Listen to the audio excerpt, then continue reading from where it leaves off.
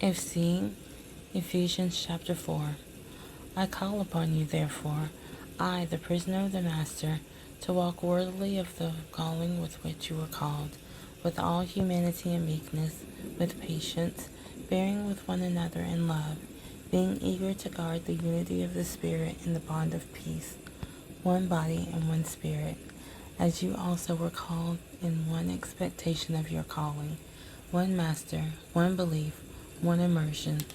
one Elohim and Father of all, who is above all, and through all, and in you all. But to each one of us favor was given according to the measure of the gift of Messiah. That is why it says, when he went up on high, he led captivity captive and gave gifts to men. But what does he went up mean, except that he also first went down into the lower parts of the earth? He who went down is also the one who went up far above the heavens to fill all.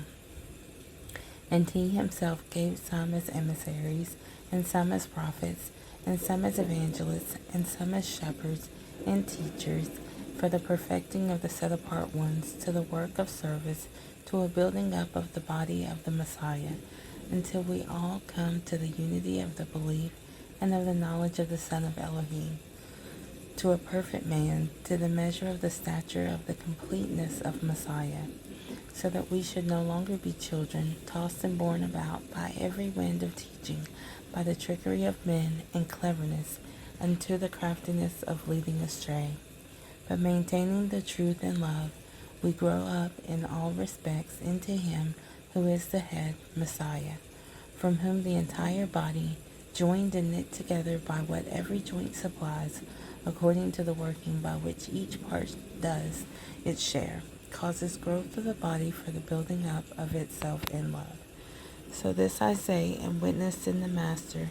that you should no longer walk as the nations walk, in the futility of their mind, having been darkened in their understanding, having been estranged from the life of Elohim, because of the ignorance that is in them, because of the hardness of their heart, who, having become callous,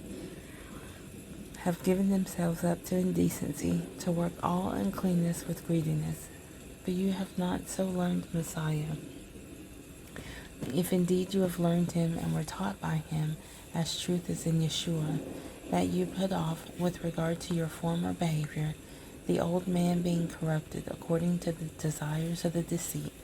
and to be renewed in the spirit of your mind, and that you put on the renewed man, which was created according to Elohim, in righteousness and set apartness of the truth. Therefore, having put off the false, speak truth, each one with his neighbor, for we are members of one another. Be wroth, but do not sin. Do not let the sun go down on your rage, nor give place to the devil. Let him who stole steal no more, but rather let him labor, working with his hands what is good, so that he has somewhat to share with those in need. Let no corrupt word come out of your mouth, but only such as is good for the use of building up, so as to impart what is pleasant to the hearers. And do not grieve the set-apart Spirit of Elohim, by whom you were sealed for the day of redemption. Let all bitterness and wrath and displeasure and uproar and slander be put away from you, along with all evil. And be kind towards one another, tender-hearted, forgiving one another, as Elohim also forgave you in Messiah.